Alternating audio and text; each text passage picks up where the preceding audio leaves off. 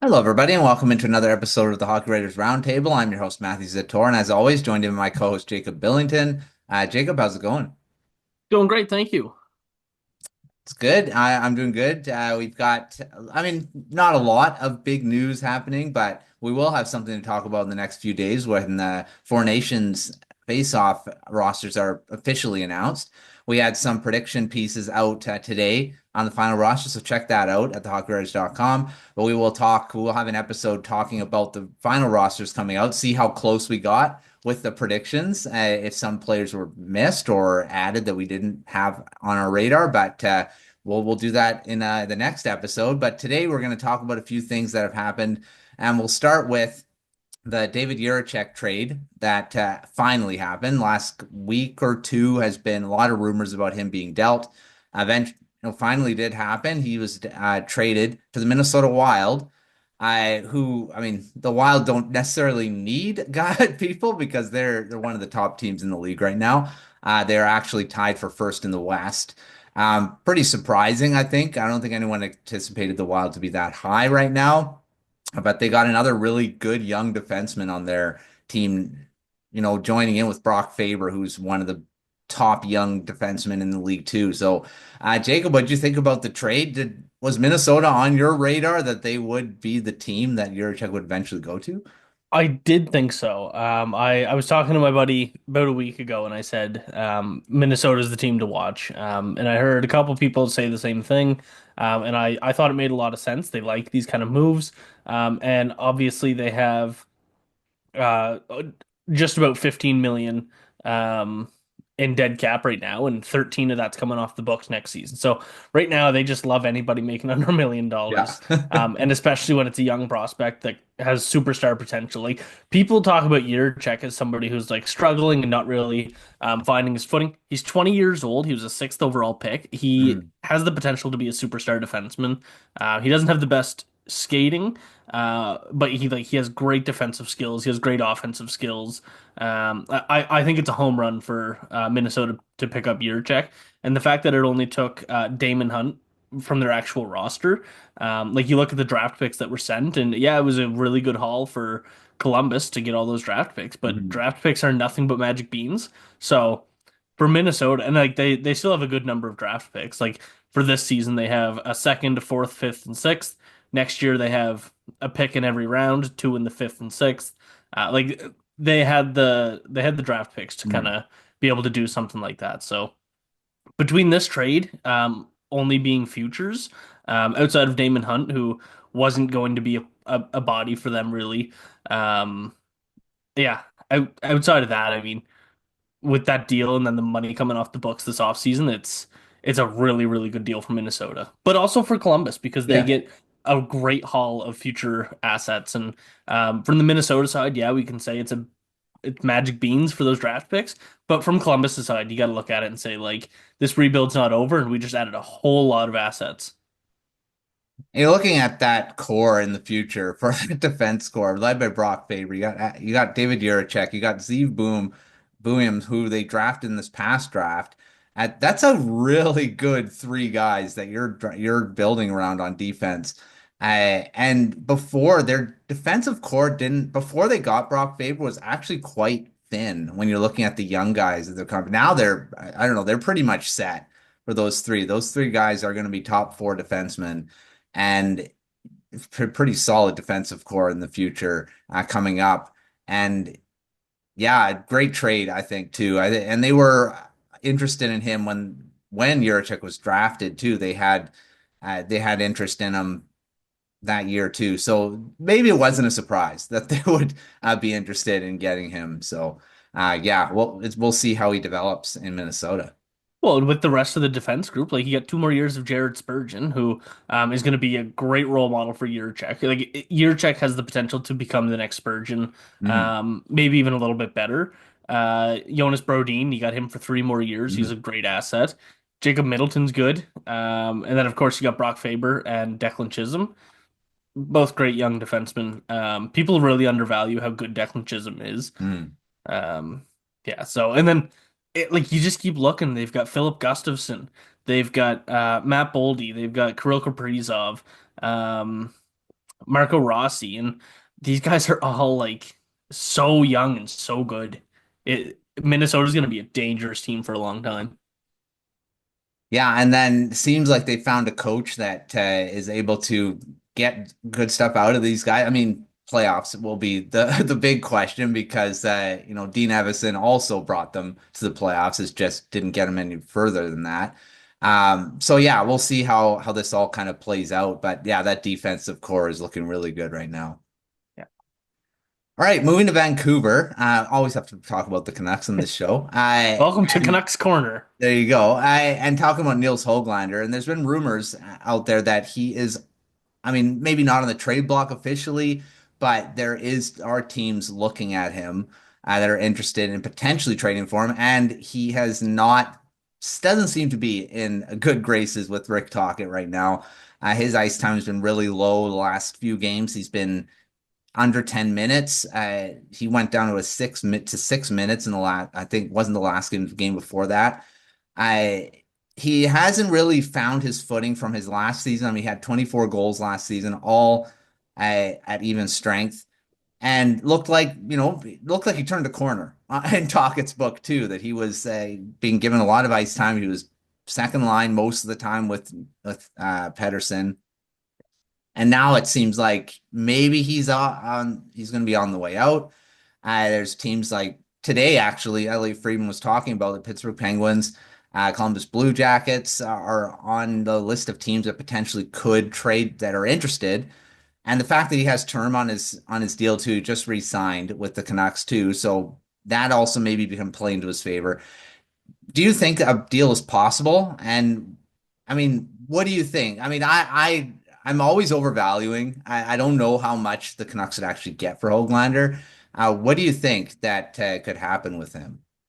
Yeah, well, Elliot Friedman said today on 32 Thoughts that a team like Pittsburgh is really interested, and why wouldn't they be? Yeah. Hoglander is exactly what Pittsburgh is looking for, young NHL quality players who just they can buy low on, and right now it's going to be buying low on Hoglander, as valuable as he showed he could be last year. I mean, 24 goals is great, but 24 goals and you're still only getting 36 points. That's not ideal. You'd like to see like if you're getting 24 goals, you want to see 50 points out of a guy.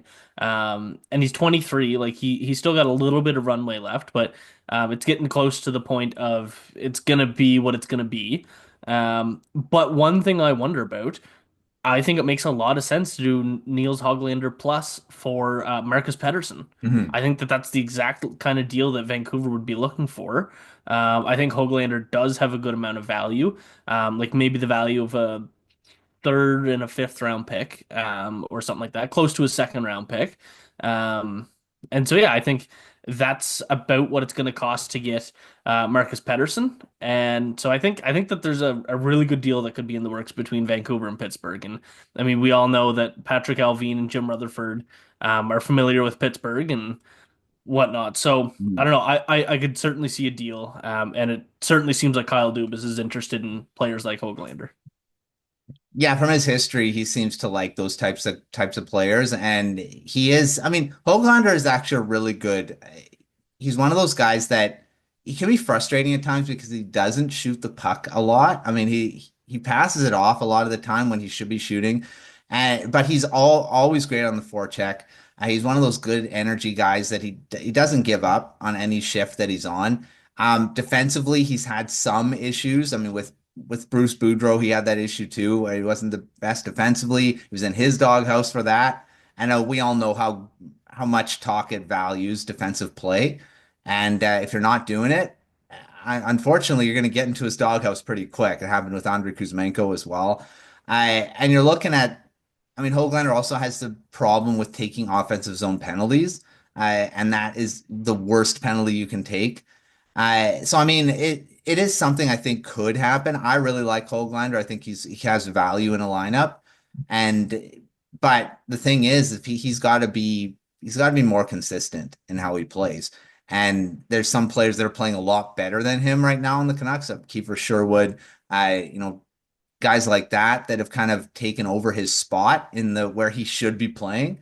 He's playing mostly on the fourth line right now, so he maybe has lost a bit of his spot in the lineup. So we'll see what happens with him. The Canucks, we all know, are looking for defensemen, so Marcus Pettersson definitely would be a guy that would fill a holes that, I mean, Philip Hronik, we don't know how long he's going to be out. So I think a defensive trade's going to happen, and Hoglander's the best asset the Canucks have to get a guy that's a guy that could be playing in the top four potentially. So we'll see how that all plays out. All right, keep talking on trades here. There's a couple teams. We talked about the Penguins. New York Rangers, of course, been in the rumors as well. Trading guys like Chris Kreider, Jacob Trouba potentially. Uh, Drury sent out a memo to the whole league apparently that to saying he's open for business, he's ready to trade. There's been some backlash on that lately too. So I mean, we'll see how that all goes. But what do you see with these two teams? I mean, the Penguins are struggling. They're one of the worst teams in the league right now. And still have aspirations of maybe still making a run at it with Crosby and Malkin. What do you see happening with the trading here?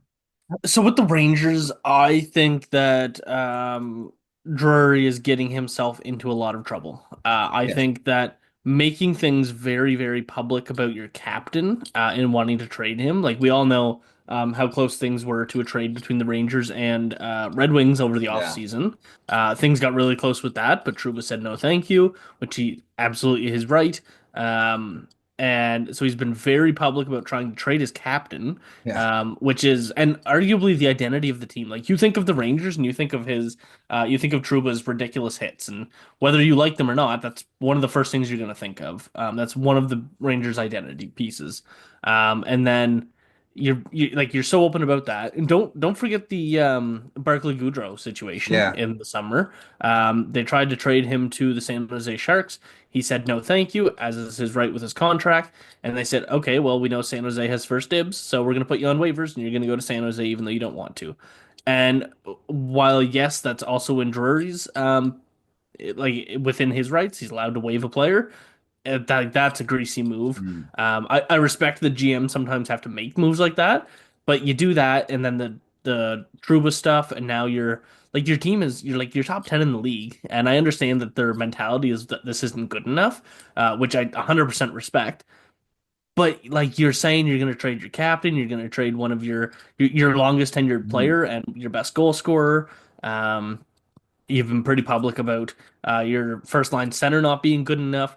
I think Drury's going to get himself into some trouble here and really lose that locker room. And like he's playing a really dangerous game, and other teams are going to be looking at that and saying, "This is why we don't let our information out. This is why we stay public." And yeah, I respect the attempt that Drury is making. I just think that it's going to backfire and it's going to really, really hit him hard. Well, there's also that rumors of it seems like a very leaky. There's a lot of information coming out. Like apparently they looked into getting JT Miller from the Canucks too. I mean, yes, you can be interested. I don't know. I don't see it. I mean, I don't think Miller's going anywhere. But that's come out. Fact that there's been rumors that Joel Quenneville's on their radar and Yeah. what Peter Laviolette's going to be fired. I mean, there's just so much coming out. You're like, it's kind of yeah, it's not looking too good. And So this is all it's for not a nothing. bad team either. They've made the conference final 2 of the last 3 years. Like if you're consistently that good, you're gonna make the final. You're gonna win a Stanley Cup. Like you can't look at the conference final and say that's not good enough in this league. You're one of the top four teams in a 32 team league Mhm. with a hard salary cap, with so much parity. That's as about as successful as you can get without winning the Stanley Cup. And I understand that the goal is to win a Stanley Cup, but after making the conference final twice in 3 years, blowing everything up isn't going to help you, and ruining your locker room's morale is not going to help you. I just think Drury's making a huge mistake with this. Oh, agree. And the thing is like I say, they're not a bad team. It's not like they need a shakeup. They need to get, it's some of the teams where they need a coaching change to change things. They need to trade one of their top players to change things up. They don't need to. I mean, I think they are one of the top teams in the league. I don't think they need any changes, but Well, I can see the argument for it. Like, I understand why they might want to trade Kreider or they want to trade Trouba. Like, I understand it, yeah, but you're taking the complete wrong approach. Like, yeah. I don't know. I just think that it's ridiculous. For sure. So we'll see how that all goes in the next well, I mean, up until the trade deadline, I guess, where all this kind of goes with this. All right, we'll move away from trades and talk about Team Canada for a sec.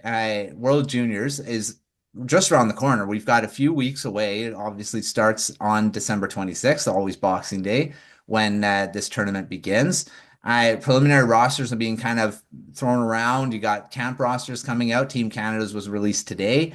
And there's a few notable omissions. Jacob, did you see anyone that maybe should have been on this selection or not selection card, but this camp roster to begin? How much time do we have? Yeah, this will be a whole episode. Prospect Court is going to have one. Yeah, it was ridiculous. Like you look at how many Canadians went in the top 10 of the 2024 NHL entry draft, most of them didn't make the team. I don't know who exactly it is that's behind it this year to make those decisions. But well, first off, Michael Misa, he's been Yeah. absolutely dominating the CHL as a 17-year-old. Like he's an underager. Well, he's not eligible or he's not drafted yet. He's still an undrafted player. He's dominating the CHL.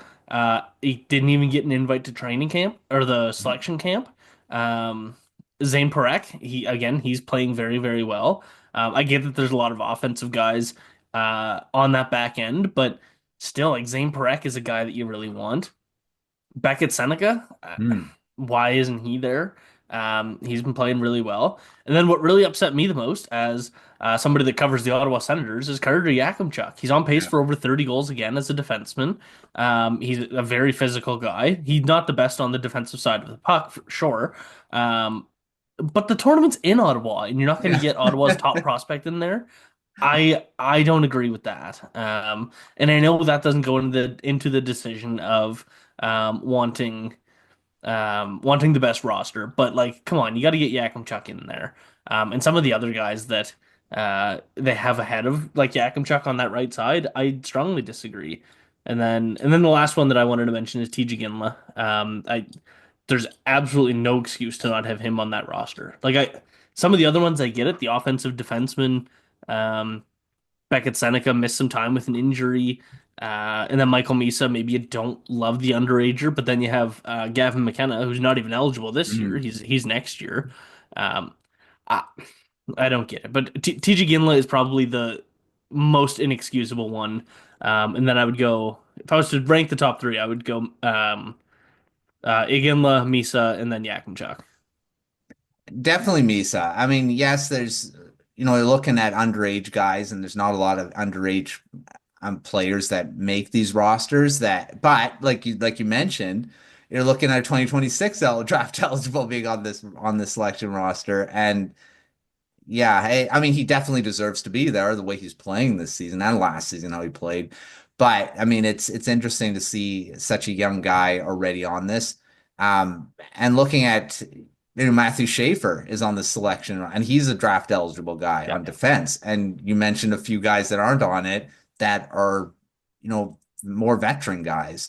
So I mean, it is interesting those guys were left off. I was a little surprised at Sawyer Minio, even though he's a Canucks prospect, really happy for him that he's on this. But I'm a little surprised he's on here, because I mean he was a later round pick, but I mean he definitely deserves to be there too. Looking at his stats, how he's played this season, I was just a little surprised because usually those lower round picks don't make it on these rosters, but. I'm very happy that Sawyer Minio's on this too, because he definitely has had a great season to be on here. And he does Yeah. play that type of style that could be really good for this type of tournament because he's a very good two-way defenseman. So really happy for him there. All right. Anything else you have for news that you want to kind of mention before we move on here? I don't think so. I'm just seeing now, scrolling through Twitter here, Austin Matthews scored his first goal from returning, so that's good news. But other than that, no, I don't, no really big news around the league. I will shout out Quinn Hughes for now he is the first he's the franchise leader in assists by defensemen. He passed Alex Edler the other day. I mean, he's going to pass Alex Edler in points very soon too. He's going to be like double his points by the end of his career. I think is this. He's just amazing. He's just keeps piling up the points, and I mean, maybe it's a little bit of an indictment on how many good defensemen the Canucks have had in their history. There haven't been many. And no offense to Alex Edler, he's a great defenseman, but they've never had a guy like Quinn Hughes, and he's just gonna blow everyone out of the water with points by the end of it all. Well, even though Edler wasn't like a super offensive guy, like he played like what 18, 19 seasons with the Yeah, Canucks. Like that's ridiculous. Or well, I think that was his career, so probably like what 15, 16 with the something about Canucks. yeah. Yeah, it's yeah, I don't know. I That's impressive from Quinn Hughes because that's 18 years of a guy's career or 15 or whatever it is Yeah. with that he had with the Canucks. And Hughes has only played what, 5 seasons. Yeah, this is his fifth season. Yeah. So and he's Yeah, already there. that's Yeah. ridiculous. And I mean, what it's something like 400 games fewer. He's done this in the assists, so No, insanity. it's got to be a lot more than that, wouldn't it? Because Edler played like 8 or 900 games with the Canucks. It's a crazy number. It's over Yeah, five. That's for over 500 games yeah, like like that. that's Yeah. insane. Yeah, I don't know how Hughes will be by the time he is if he plays that many years in the league. Yeah. All right. Well, let's move on to the end part of our show, our little quick fire here. And since we've just passed the quarter season mark, we got to do some predictions on some of the awards. And I mean, some of these are definitely going to change, but some of them won't. So let's since we're talking about Quinn Hughes, let's talk about the Norris Trophy first. Who is in your running right now? There's some obvious ones. The two guys that are leading the league in points right now. Who's on your list? Well, I mean, McCarr and Hughes always have to be in that conversation. But right now, if I was casting my ballot right now, it would be Zach Werenski going number one on my list. He has been unreal for the Columbus Blue Jackets, and they came into the season obviously coming off the tragedy of Johnny Gaudreau and so much animosity around the team. Just like nobody knows what they're gonna be, how they're gonna rebound from that. And then Zach Werenski's just kind of put the whole team on his back and said, "Listen, guys, like we're not giving up this season.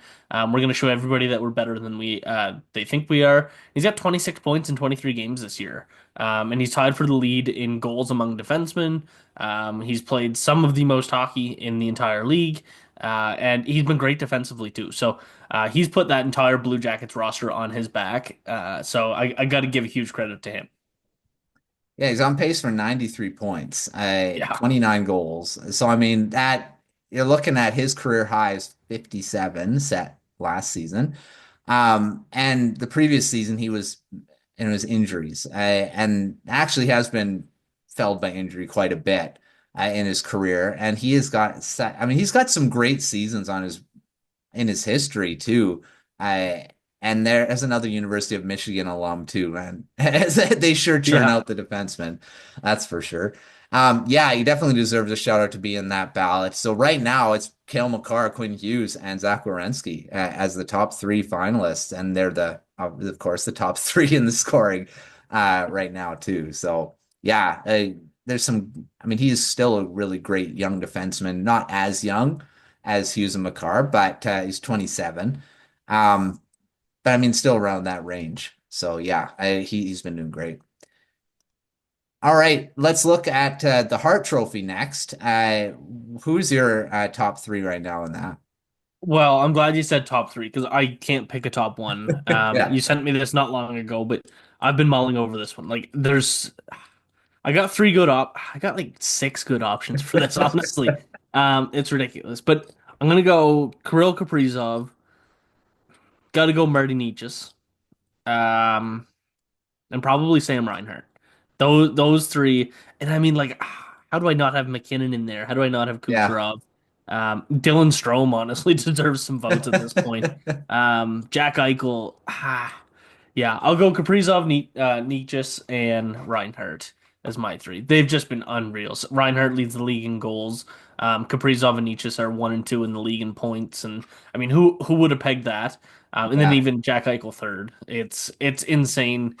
how these guys are doing so well offensively. But yeah, those are my top three. Well, yeah, I mean, there's some unexpected names in there. I mean, Kaprizov has had 100-point seasons, but he's on pace for way more than that right now. And you're looking at like Nietzsche. There's no way people would have expected this. No. I mean, he's a great player, but he hasn't put up these types of numbers in his career yet. So, I mean, yeah, we'll see if how he can keep it going. But yeah, right now I don't argue with that. I mean, there's been people putting, guys like Cale Makar and Quinn Hughes in this conversation too. But usually it's forwards that get the Hart Trophy. So I mean, definitely those guys are in. I mean, yeah, you could probably list 10 at this point, Yeah, really. you really Um, could. but yeah, those three are definitely deserving. All right, Rookie of the Year, Calder Trophy. Macklin Celebrini has re-entered this conversation since he's returned from injury. We said, maybe he'll have a hard time now, but he's back in. Who's your top three in the Calder? I think this is a really well. There's four though. Um, yeah, okay. I'm gonna go Celebrini. Like you said, he's caught right back up to the race, even though he missed. I don't know how many games he missed. 9, 10 games, I think. Something like that. Yeah. Um, I'm gonna go Celebrini, Michkov, and Dustin Wolf. I feel really bad leaving Logan Stankoven off that list. He certainly deserves to be there, and um, there's a few other names that deserve a spot on that list. I think Jackson Blake is underrated. He deserves some attention on there, but those would be my top three: Celebrini, Michkov, and Wolf for sure. Yeah, I'll keep Celebrini in that conversation to Michkov for sure. I still want Stankoven in there, so he's my third. He's been impressive too. Lane Hudson is still in that conversation. Um, Even guys like even Will Smith. I mean, he's turned it a bit around in the last few games, so he's not that far off. He's only 8 points back of Michkov now for points, so. I mean, he could be in that conversation too. So yeah, there's lots of great young players. Maxim Siplikov has been good too there. He's just, I believe, just on the edge of being eligible for the Calder Like, still. like it's a couple days, I believe. Barely, it's barely, but he's in there. So yeah, lots of good rookies in there this season. He's eligible by 4 days. It's not like Kuzmenko. Yeah, Kuzmenko's way off on that. yeah. How do you not have Dustin Wolf in there though? Dustin Wolf is it's tough because goaltenders, it's so tough for goaltenders for Calder. He definitely does. I just don't think he's going to. That's I fair. deserves to be in But the I mean, I guess he deserves to be. Yes, he definitely deserves to be in the conversation. I'm just looking at it's so tough, yeah, so tough for goaltenders to win it, especially when you got guys like Celebrini, and Michkov in there. yeah, He might be a finalist. I don't see him winning it. that's fair. All right. Well, speaking of goaltenders, let's look at the Vezina Trophy. There is an obvious one. I mean, Connor Hellebuck's probably number one on this right now, but who's the other two? Well, well, Philip Gustafson's got to be one of them. Hmm. And I'm gonna go with Lucas Dostal. I think that those two goaltenders have been unreal. Obviously Hellebuck is always unreal, but Philip Gustafson is one of the biggest reasons that Minnesota is as good as they are. And Lucas Dostal, I mean, he's got a negative win, like he's 6-7-2. That's Hmm. not a good record for a goalie, but he's 6-7-2 with a 921 save percentage. That's just his team letting him down and being Yeah. absolutely miserable in front of him. He's doing everything in his power to get this team into relevance. So yeah, I think he deserves a ton of credit Well, Gustafson leads the league in goals against average and save percentage at this and point goals in the among season. goalies. Goals too. Yeah. He's got his goal too. Yeah, he's been great. And I'm especially after last season where he was not that good. And there was everyone talking about, oh, maybe Gustafson's not the answer in Minnesota. They're talking about maybe, Jesper Wallsted's going to get the net a lot sooner. Not so much anymore. Gustafson's returned to being that starter that he was a couple seasons ago, maybe even better. Also, a better team in front of them. Not as many injuries as they had last season too. So, especially on defense. All right, let's move to the Jack Adams trophy, Jack Adams Award. And of course, Minnesota Wild are going to probably be in this conversation. Who is your top three for the coaches? Well, I mean, I I hate the Jack Adams because it's just which team has been the most Best surprisingly player. good. Yeah. That's all it is. But you look at the top three teams in the league, and those are my top three right now. Nobody expected Minnesota, Winnipeg, or Washington to be close to the top of the league at this point in the year. So it's got to go to John Hines, Scott Arniel, and Spencer Carberry. Um, all three of them have done a phenomenal job of turning their organizations around.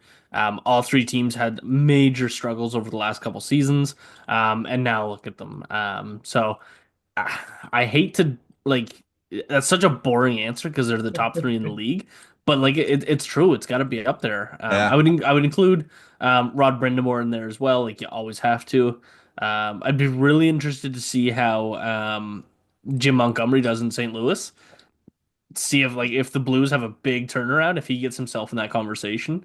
But I don't have a, a fun answer for you. That's the thing. Rod Brindamore will never win the Jack Adams because are the Carolina Hurricanes ever a surprising team? No, they're not. Exactly. Yeah. And unfortunately, that's where it goes. I mean, that's why Rick Tocchet won the Jack Adams last season. No one expected the Canucks to be really good, Yeah. and he wins it. So I mean, nothing against. I mean, they of course great coaches and they coach their teams, but if you're always like John Cooper hasn't won a Jack Adams because the Tampa Bay Lightning are never a surprising team. Yet he's one of the top coaches every season. So yeah, it is an interesting award, just like the Norris is. I mean, you've got some great, it's supposed to be for great defensemen, but it's always the best point producing defenseman, Yeah. right? That's why Eric Carlson wins it.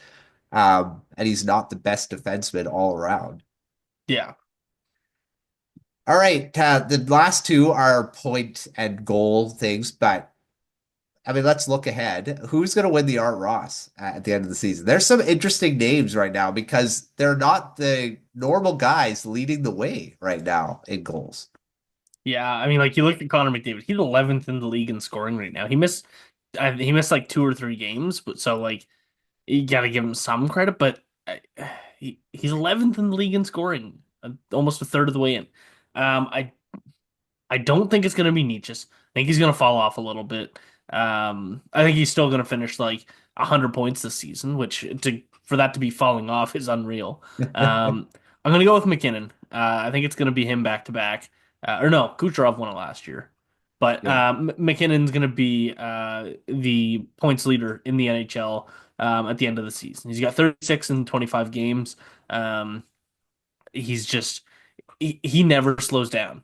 Guys like Kaprizov, Nietzsche, Eichel, you can kind of see a fall off for them. I think it's going to be a two-horse race between McKinnon and Kucherov yet again. Hmm.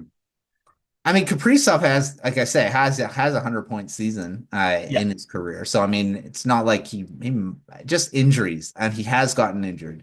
In his last, I think it's the last couple seasons, he's missed some time. So this season he stayed healthy, so that's why he's up there right now. And Natchez, I mean, who knows? I mean, he may be able to stay consistent, but it's a long season. And yeah, definitely those droughts could happen. Dylan Strome, same thing. And I don't think he's staying up there. So I mean, there's some guys that'll drop off for sure. All right, goals.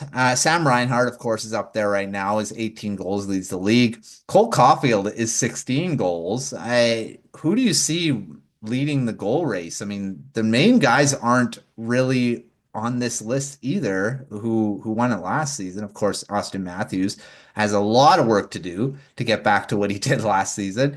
But who do you see winning it? well, he's tied for 16th right now. But honestly, Adam Gaudette has been the hottest goal scorer in the NHL with 12 goals in 23 games. He's only got the one assist, so he's going for the Cy Young Award as well. No, but if I was to put a bet down today, I would go. Sam Reinhart's such a boring answer, so I'm going to scratch him off the list. I'll go Braden Point. Braden Point will lead the league in goals. He's been pretty close a few times, and so this is going to be his year. All right, well, Leon Draisaitl's also up there. He's He always been is. in that conversation. He's got 17. Mikko Rantanen, 15. I mean, there's some of the main names are there. But Nico Hischier has 15. That's a surprising name to be in there. Connor McMichael too at 14. That's pretty crazy. Yeah, so I'm gonna go. It's kind of hard. I don't know if Cole Caulfield's gonna be able to keep it going to win the goal race. But yeah, I'll go Cole Caulfield, whatever. Let's do it. Let's do it. Cole Caulfield is the greatest 50 goal scorer to never score 30 goals. So I think he breaks 30 this year for sure. I think so too. Especially again, he has to stay healthy. Yeah. He's had some problems with that too. All right. Well, I mean that's some predictions. We'll see what it is at the midseason point. We'll do this again and see if any of these guys stay where they are. But that's another episode of Roundtable. We'll reconvene after our the Four Nations rosters are released, and we'll talk about those. But thanks, Jacob, for joining and talking some of these hot and button issues that we've had going on the last few days. Make sure checking out everything at thehockeywriters.com. We, of course, will be also covering the final rosters for the Four Nations once as they're released and all that too. And make sure to check out all of our stuff on the site for recaps. We have recaps after the games. We've got analysis, of course, all of our regular articles. So check out all that and the Substack and the rest of our YouTube channel. But until our next episode, we will see you next time.